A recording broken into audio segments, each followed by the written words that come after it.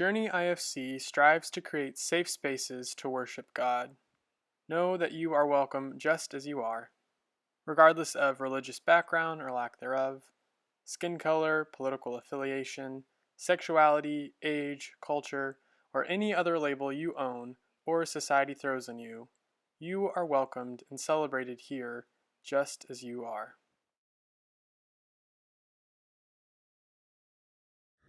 Thank you. Welcome to our gathering of Journey in Perfect Faith. My name is Jody. Hi, Jody. We're gathered here today to take part in communal worship experience. This is a set-apart time for us to connect with God and one another. We're happy that you're here to join us, and I'm not going to go through all this because this other thing is long enough. So this is a reading on liminal space from Richard Rohr, as he describes how both life and religion can invite us into the liminal sacred space, as well as provide us opportunities to escape or ignore it. I think I've said something before about being in the liminal space in my life. And so when I read this, it was really impactful for me, and it gave me hope in the middle of where I am. And I also then sent it to Jacob, just saying, hey, like, this is what Journey does. This is what Journey provides. And so thank you for letting me share it. I appreciate that. We keep praying that our illusions will fall away. God erodes them from many sides, hoping they will fall. But we often remain trapped in what we call normalcy, the way things are. Life then revolves around problem solving, fixing, explaining, and taking sides with winners and losers. It can be a pretty circular and even nonsensical existence. To get out of this repetitive cycle, we have to allow ourselves to be drawn into sacred space, into liminality. All transformation takes place here. They're alone in our old world left behind, though we're not yet sure of the new existence. That's a good space where genuine newness can begin. We must get there often and stay as long as we can by whatever means possible. Can I just say, I've been begging to get out of it, so this perspective shift is good for my brain. There's a good space, I read that, in the realm where God can best get at us because our false certitudes are finally out of the way. This is the sacred space where the old world is able to fall apart and a bigger world is revealed. If we don't encounter liminal space in our lives, we start idolizing normalcy. The threshold is God's waiting room. Here we are taught openness and patience as we come to expect an appointment with the divine doctor. I believe that religion's unique and necessary function is to lead us into liminal space. Instead, religion has largely become a confirmation of the status quo and business as usual. Religion should lead us into sacred space, where deconstruction of the old normal can occur. Much of my criticism of religion comes about when I see it not only affirming the system of normalcy, but teaching folks how to live there comfortably. Culturally, we don't want to embrace liminal space or recognize our neutral egocentricity. In fact, we avoid trying to experience it at all. We shut away people who are ill and dying in hospitals and nursing homes rather than allowing them to spend their final days at home, surrounded by loved ones who will learn and grow by dwelling together in the liminal space between life and death. We avoid other times of liminality in our lives through denial, escaping with the help of alcohol, sugar, drugs, to avoid truly experiencing the opportunities of liminal space. Yet the irony is that liminal space doesn't have to be difficult. While it can be challenging, it can also be extremely rewarding. I discover there is another center, and it's not me. Liminal space relativizes our perspective. When we embrace liminality, we choose hope over sleepwalking, denial, or despair. The world around us becomes again an enchanted universe, something we intuitively understood when we were young and somehow lost touch with as we grew older. Thank you for being a safe liminal space for me. The readings are Luke 22, 31 to 34, 54 to 62. And apparently there are slides, so you can read along. And if I make a mistake, you can ignore it. Our character for today is Simon Peter, who struggles with loyalty and safety in this story, much like a 6. Jesus said, Simon, Simon, listen. The enemy has demanded to sift all of you like wheat, but I have prayed for you that your own faith may not fail. And you, when once you have turned back, strengthen your brothers. And Simon Peter said to him, Lord, I am ready to go with you to prison and to death. Jesus said, I tell you, Peter, the cock will not crow this day until you have denied 3 times that you know me. The authorities had seized Jesus and led him away into the high priest's house. Peter was following at a distance. When they had kindled a fire in the middle of the courtyard and sat down together, Peter sat among them. Then an enslaved woman, seeing him in the firelight, stared at him and said, This man also was with him. But he denied it, saying, Woman, I do not know him. A little later, someone else on seeing him said, You also are one of them. But Peter said, Man, I am not. Then about an hour later, still another kept insisting, Surely this man also was with him, for he is a Galilean. But Peter said, Man, I do not know what you are talking about. At that moment, while he was still speaking, the cock crowed. Jesus turned to look at Peter. Then Peter remembered the words of Jesus, how he had said to him, Before the cock crows today, you will deny me 3 times. And Peter went out and wept bitterly. So each week, one of the little subtle things I've done, I haven't pointed out, but is the slides have all been the color that Richard Rohr assigned to each of the types. And I have to point out that 6 gets the worst color. It gets beige of all colors. And I think 6 gets the hard wrap, but that is earth tones. But I just thought that was, I read that and I was like, of course they get beige. Margaret? That's because the 6 is not the star of the show. 6 supports those around them. Yeah, 6 is a supportive. Yeah.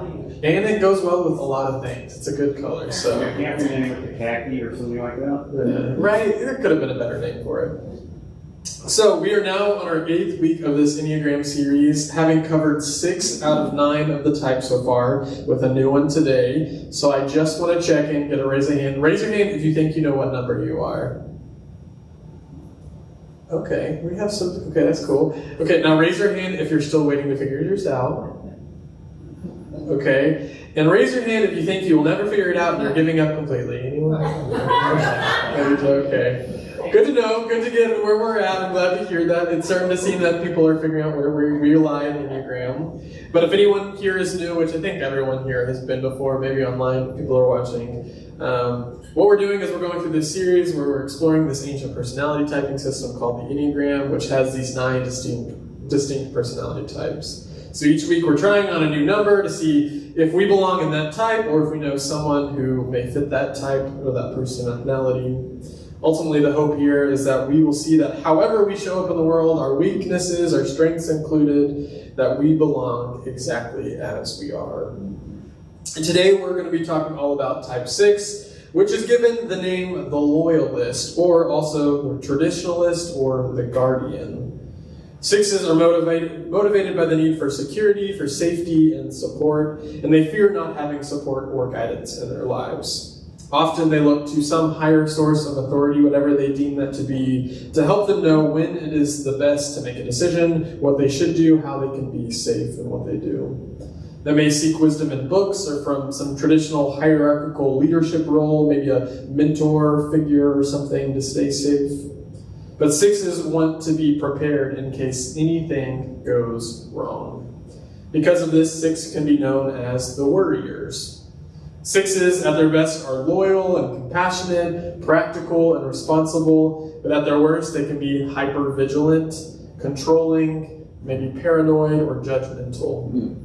When threatened, they will either put up a tough act and fight, or they'll withdraw in flight mode. But often they're kind of on the verge of either of these responses, kind of right on the edge of tipping over. Sixes are great team players, and they can be very cooperative and reliable. They are deeply faithful to those they love, and they will do anything for those they care for. Sixes tend to like tradition and order and structure. They want to know what is good and safe and what is not. And they believe the rules were made to keep us safe, so we should follow them, right? They're there to keep us safe. Sixes have this sense that there is this continual danger present around them, so they often hold distrust or suspicion for new things. Sixes crave certainty because that gives them some hope in that. And they will search many places to find it, but never within. It's always an external search for them. They may lock into a book or an institution or an organization or some really nice person to help them figure out what they should do next. Therefore, they can struggle to believe in their own intuition or their own personal thoughts about something. They tend to solely rely on the opinions of others. The lifelong struggle of the six is this exaggerated need for security that honestly can never be fully guaranteed for any of us, no matter how hard we plan or think ahead. This can be an exhausting feat for sixes who have a hard time stopping the wheels from turning about anxiety, and they struggle to stop that from happening. It just keeps running in the back of their minds. They must learn to stop living in the fear of the future and engage with the world in front of them, like the liminal space that Jerry talked about earlier. Sixes live in a worst-case scenario mindset, and they find comfort in thinking about everything that could go wrong, thinking through everything, every detail, every person who could be hurt along the way, but this can take away from them actually living their lives. When in stress, sixes may project their feelings of hostility and hatred or negativity onto others around them instead of engaging these hard feelings personally for themselves. The root sin of a six, which I don't think we should call this a sin, I wouldn't want to call it that, but this is what Richard Rohr says. The root sin of a six is fear, or this primal anxiety. I've recently learned through my therapist and some studies that there's this research done on these people that have this kind of primal anxiety built into their personalities. They are given the title highly sensitive person, or HSPs for short. And these are people who are predisposed to be highly sensitive to what is going on around them, making sure everyone is safe and cared for. Historically, we had the hunters and the gatherers, but there also were the people who kept a lookout and protected the hunters and the gatherers and other tribe members from any harm. Their job was to make sure that the threat was seen early and was adequately prepared for. These highly sensitive people kept their communities alive. But the struggle is that HSPs no longer need to look out for bears or wild creatures that could harm us while hunting or gathering. We have a lot less life-threatening dangers around us these days, at least in some ways not. But HSPs still have that primal fear wired in that makes them hyper-vigilant of any apparent threat to their life or the lives of those that they love. While I'm not sure that all sixes are HSPs, I do think that many of these highly sensitive people would relate to the type 6 fears and motivations. Sixes keep us safe and cared for at a great cost to their own mental and physical needs. It's always been a role that they play and that they have to carry for the rest of the community, but they no longer have to carry that burden alone, especially if we, as a community, can help take turns watching out for one another. Looking back at the childhoods of sixes, we can see some recurring patterns. As babies, this is a universal thing, we all must rely on others to care for us, to keep us alive. We look to our parents or our guardians for support and care. However, at some point in our lives, maybe even as toddlers, we begin to learn how to do things on our own. We start to explore independence and personality apart from these parental figures, and sixes, like many of us, often look to their parents for support and guidance to make sure that they were doing the right thing. But when one or both parents are not consistently available for care and guidance, we can feel hurt or abandoned. While many numbers experience this to some degree or another, sixes are the type that focus the most heavily on this relational dynamic. Sixes want to make sure that they have someone to lean on and someone to get approval and closeness from. Sixes learn that if they are obedient to an authority figure, that figure or parent will stay and support them. Sixes, therefore, will cling to this parental figure and follow orders to stay safe and cared for. This need for connection and security can last throughout their lives. So since we only have 3 more numbers to cover, that means we're entering our third and final triad of numbers, and we can go to the next slide for that. This is the one that's called the head or the thinking triad, also given the anxiety or fear triad. These 3 numbers, 5, 6, and 7, all approach the world in a very analytical and rational way. They want to gather information. They are often known as the heady types. Their heads or their minds or their thoughts guide them through life. Sixes reside in this triad because they are idealists who are committed to their values, principles, and their people. And if they believe in something, it is after much time and thought has been put into it, so they believe it wholeheartedly, even if it took them a while to get to that decision.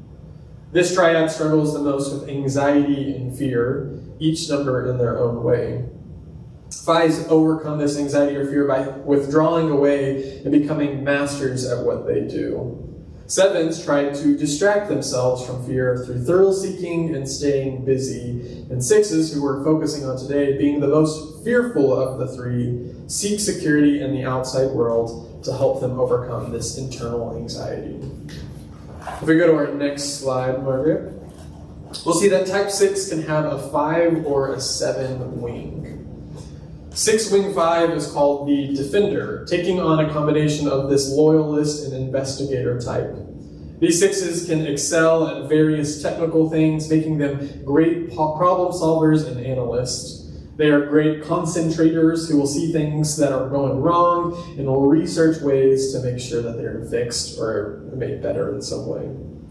These 6s can be great advocates for those who are without power and can often use their way of seeing what's going wrong in their action, the analytical mindset to make things work for them. 6s with a 7 wing combine the loyalist and the enthusiast roles, and they are called, I love this, the buddy. Isn't that a good nickname for a type? I'm the buddy. So these 6s are engaging and funny, they're witty and humorous, they avoid the heavy topics, but they are deeply, deeply committed to the well-being of themselves and their closest people.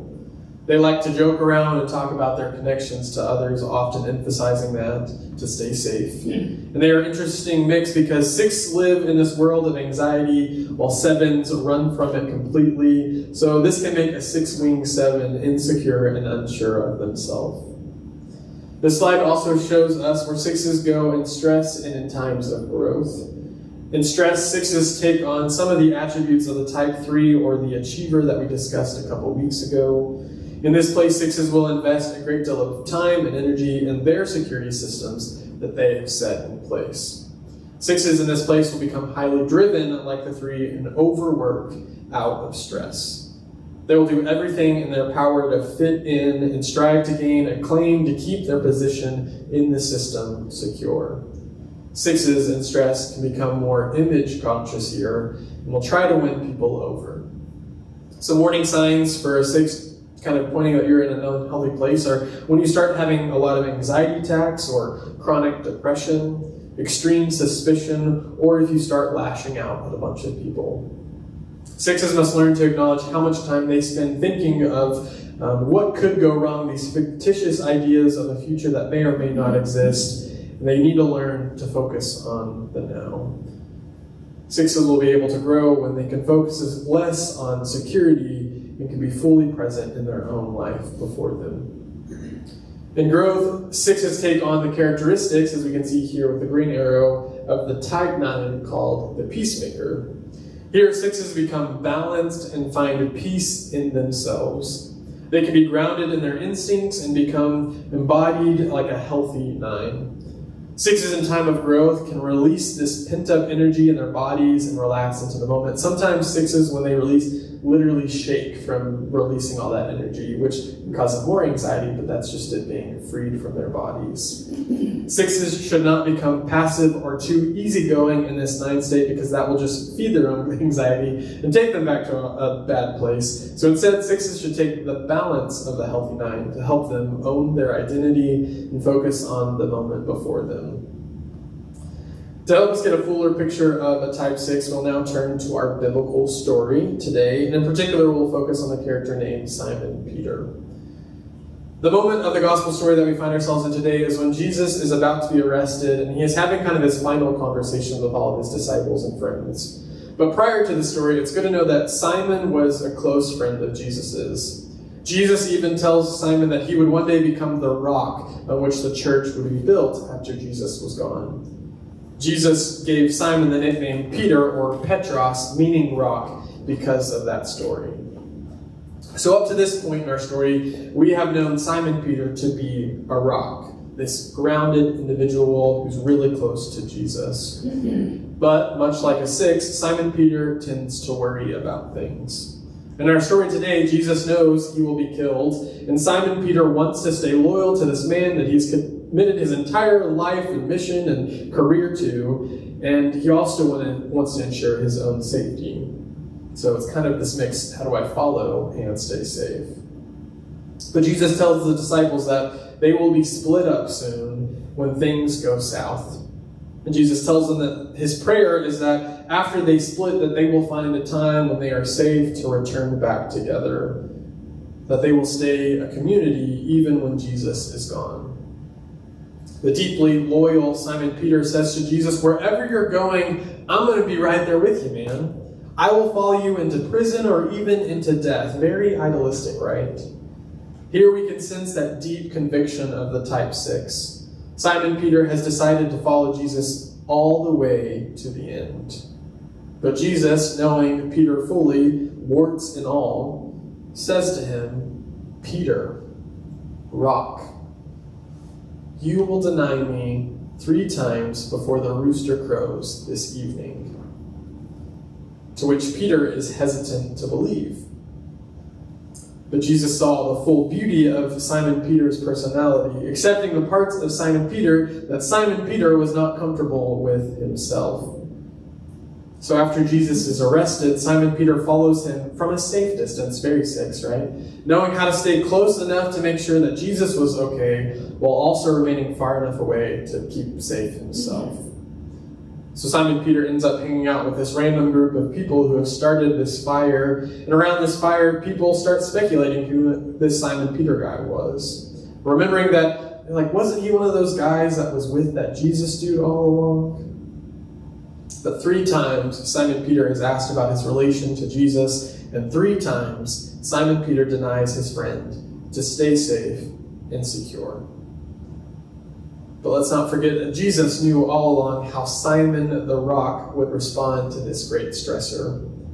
Simon Peter was very much a 6, loyal and worrisome, connected and anxious.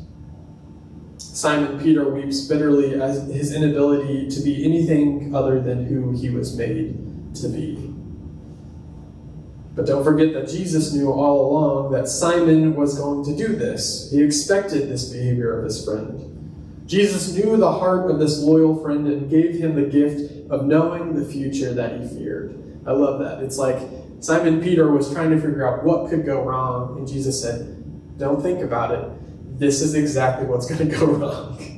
Jesus was thinking ahead for Simon Peter, letting him know what was going to happen, maybe trying to alleviate some of Simon Peter's anxiety in this stressful scenario. Maybe it was his final way of caring for his friend. Jesus told the disciples, including his type 6 friend Simon Peter, that they would be scattered, but that he was praying for them to be brought back together when it was safe. This is kind of the dream for a 6, a world where we can be back together in assured safety. Later in Simon Peter's story, when he runs into the resurrected Jesus, when Jesus appears to him after death and coming back to life, Simon Peter gets 3 chances to tell Jesus how much he loves him. Simon Peter gets to express his loyalty and commitment to someone he thrice denied. Simon Peter gets to firmly state his opinions and his commitments and gets to live in the moment as Jesus stood before him. Simon Peter is the symbol of the foundation of our faith, this rock. Jesus did not choose the self-assured disciple like the 3 or the easygoing disciple like the 7. No, he chose a worrisome and wishy-washy friend who would deny him one day and profess his love another. This is the rock that Jesus chose, and I love how poetically significant that is. How imperfect, I guess we would say here, right? While the type 6 may seem like the worriers and the anxious type, they can be foundational for all of us. They can keep us safe and cared for, and they can make us feel loved and supported, and they can prevent us from experiencing harm. So may we be thankful and grateful for all the 6s in our lives who worry for us when we cannot. May we find ways to let them know how much they are cared for and how much they belong in our lives and our communities, and help them remember that they are safe with us. And may we be challenged by this to reflect on our own support systems and loyalties. And if you are one, if you like homework, I'll send you home with some. Maybe you can take time to list out the ways that you care for those around you, thinking about who is it that you support in your life. And then make a second list of who you lean on when the worry becomes too much to bear alone. Who supports you? May we honor the spirit of all 6s as the foundational rocks that they are. And may we keep them as safe as they have kept us. May it be so. Amen. Amen. All these different types. Isn't it wonderful to have a creator that's all of them? Unlike the song, we don't even have to call. Our creator, our benefactor, is always there waiting, ready to lend a hand. Remember that this week as you go out there and have just as a wonderful week as Ace did. Because it's always available to each and every one of us. We don't even really have to ask for it. It's available right for the taking. It's the lowest hanging fruit of the tree of a wonderful life that our Creator has given to us. Go in peace this week. Amen. Amen.